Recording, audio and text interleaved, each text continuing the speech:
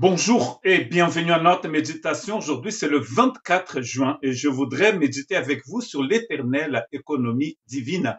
Et ma méditation, qui sera peut-être un peu plus longue, elle est basée sur Éphésiens chapitre 1, versets 9 et 10.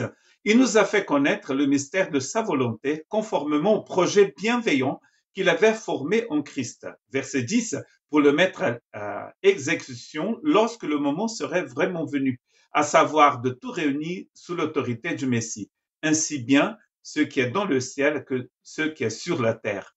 Le mot ici pour projet, c'est le mot oikonomia, même s'il n'apparaît pas dans toutes les versions, c'est un mot qui apparaît dans ce texte et c'est aussi un mot qui apparaît à peu près 7 fois dans le Nouveau Testament, notamment dans la parabole que Jésus raconte du serviteur, de l'économe, de ce monsieur qui travaillait pour un patron et que lui, il avait en fait une grosse dette, il avait un souci et il va utiliser de beaucoup d'intelligence pour régler son problème. Et le mot oikonomia apparaît aussi dans ce texte de Luc 16 et il apparaît aussi dans Éphésiens chapitre 3 verset 9 et de mettre en lumière le moyen de faire connaître le mystère caché de toute éternité en Dieu qui a créé toutes choses.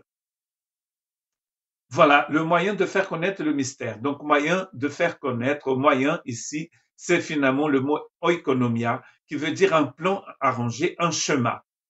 Une commission aussi, selon 1 Timothée 1,4. Dans Éphésiens 3,9 veut dire commission, et dans Éphésiens 1,10, c'est donc un plan, un schéma, un schéma, un schéma, pardon. Et donc, pourquoi est-ce que Paul, dans Éphésiens 1, est en train d'appeler le projet de Dieu, donc ce plan, ce schéma, cette économie divine? Et dans cette économie divine, on voit bien que le centre de toute cette économie, de tout ce projet, c'est le Christ. Et pas seulement le Christ sur la terre, mais dans tout l'univers.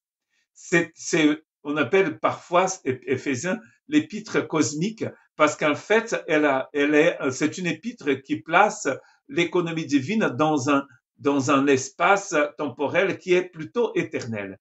Une éternité passée, un présent continu, une éternité future. Et vous allez trouver ces trois temps dans Éphésiens chapitre 1. C'est tellement costaud ce que Paul dit ici dans Éphésiens 1, du verset 3 au verset 14, qu'à partir du verset 15 jusqu'à la fin du chapitre, Paul va prier pour les Éphésiens pour que Dieu puisse éclairer leur cœur, les yeux de leur cœur, pour qu'ils puissent comprendre en fait ce qu'il vient de dire dans la première partie du chapitre 1. Je me souviens qu'une fois, quand j'étais étudiant au séminaire au Brésil dans les années 80, nous avions un Américain qui est venu et qui avait travaillé pour la NASA et qui est venu enseigner pendant une semaine, 2 semaines dans notre séminaire.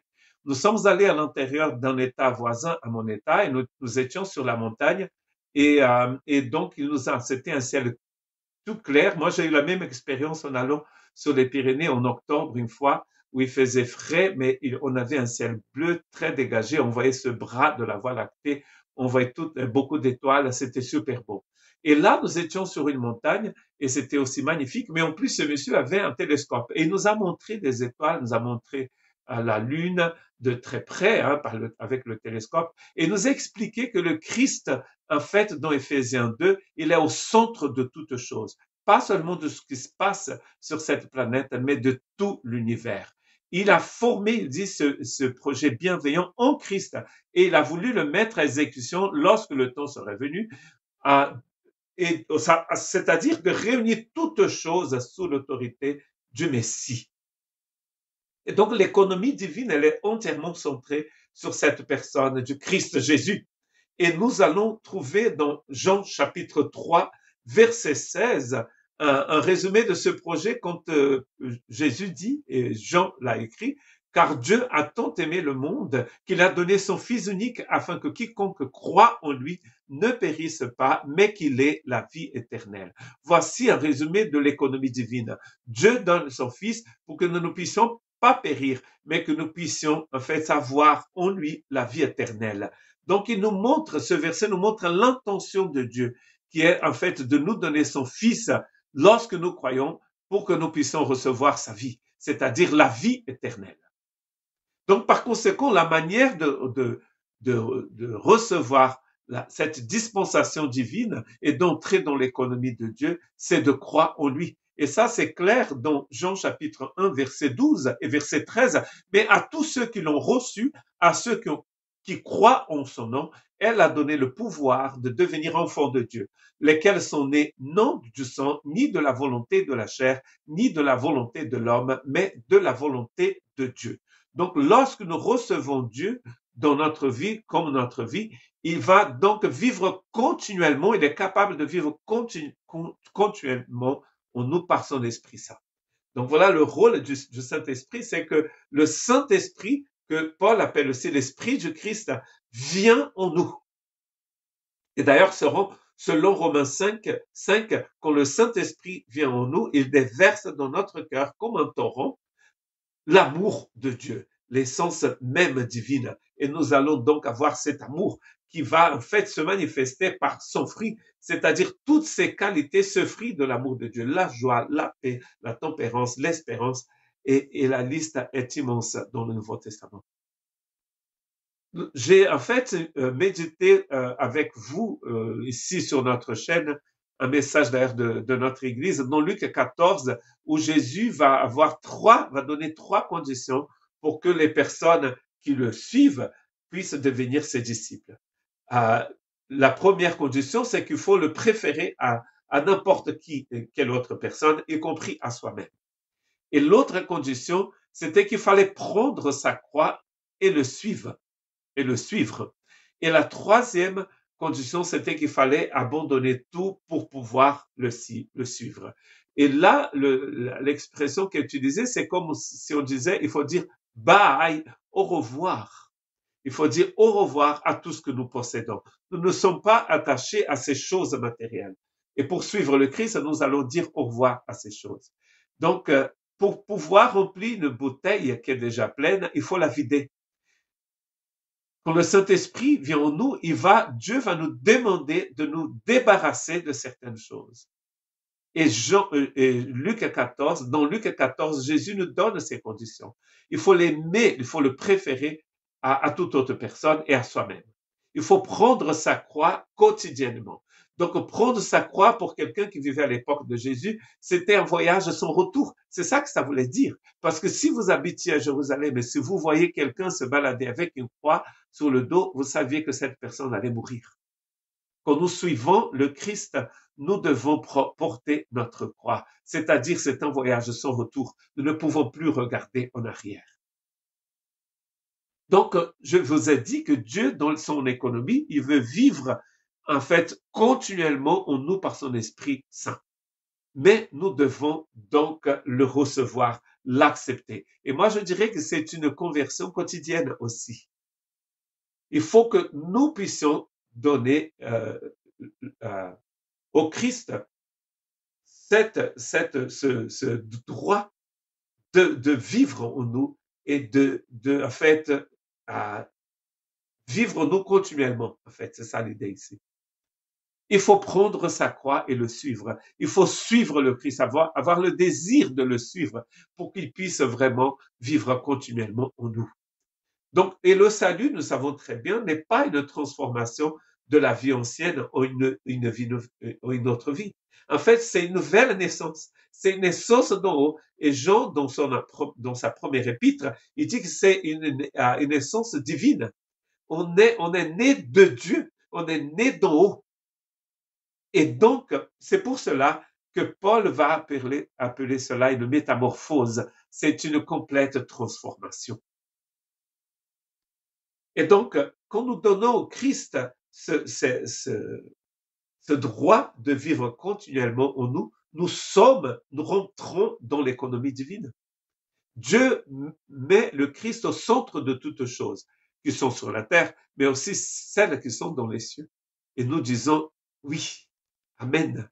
C'est si, on dit. C'est-à-dire nous acceptons cette action du Christ. Et Christ va donc transformer notre vie.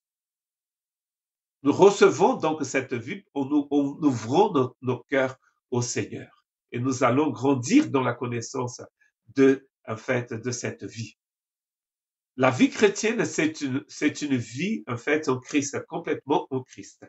C'est la vie du Christ en nous qui prend de l'ampleur, qui prend de la place. C'est comme si vous recevez quelqu'un dans votre maison et vous laissez la personne à l'entrée de la maison, dans le vestibule, peut-être dans le salon. Mais en fait, Christ veut aller partout, y compris dans la cave de notre vie.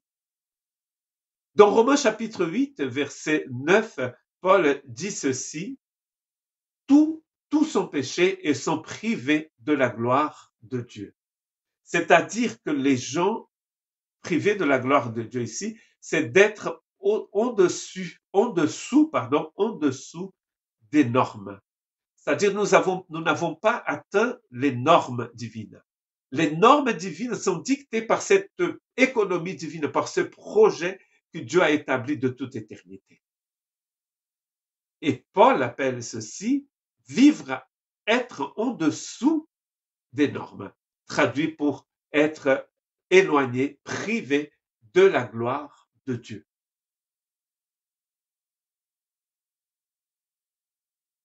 Et pour comprendre en fait l'importance de la mission que nous avons sur cette planète, nous devons comprendre l'importance pour chaque être humain d'être rempli de la gloire de Dieu. C'est-à-dire de ne plus être en dessous des normes établies par Dieu. Et c'est pour ça que nous prêchons l'évangile d'ailleurs.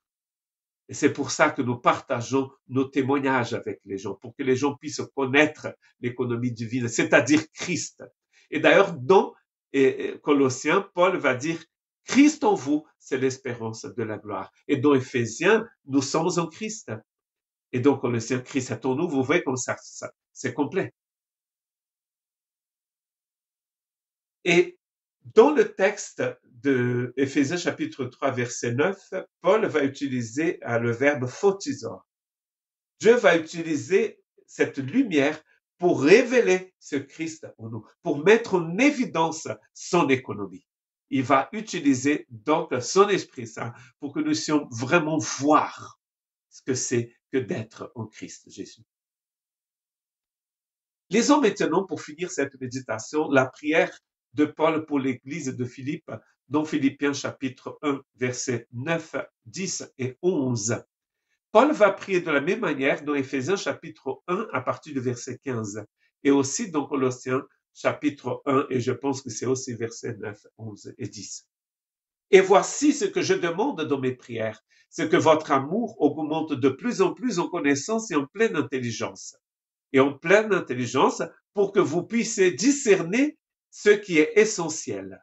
Ainsi, vous serez purs et irréprochables pour le jour de Christ, remplis du fruit de justice qui vient par Jésus-Christ à la gloire et à la louange de Dieu. Pour pouvoir comprendre ce que c'est que d'être dans cette économie, nous avons besoin de cet esprit de pleine connaissance de Dieu, pleine intelligence des choses concernant Dieu. Nous avons besoin que l'amour de Dieu augmente dans notre vie. C'est pas que l'amour en lui-même il augmente, mais il va augmenter dans notre vie. C'est-à-dire, il va prendre de l'ampleur dans notre vie. Vous allez donc, du coup, discerner l'essentiel. Parce que nous perdons un temps fou avec ce qui n'est pas important. Vous serez irréprochables pour le jour de Christ et vous serez remplis du fruit de la justice de Dieu. Donc, la compréhension de ce que c'est que la justice de Dieu est essentielle pour la proclamation de l'évangile, mais c'est essentiel aussi pour que nous puissions vivre en fait dans l'économie divine. Que Dieu vous bénisse.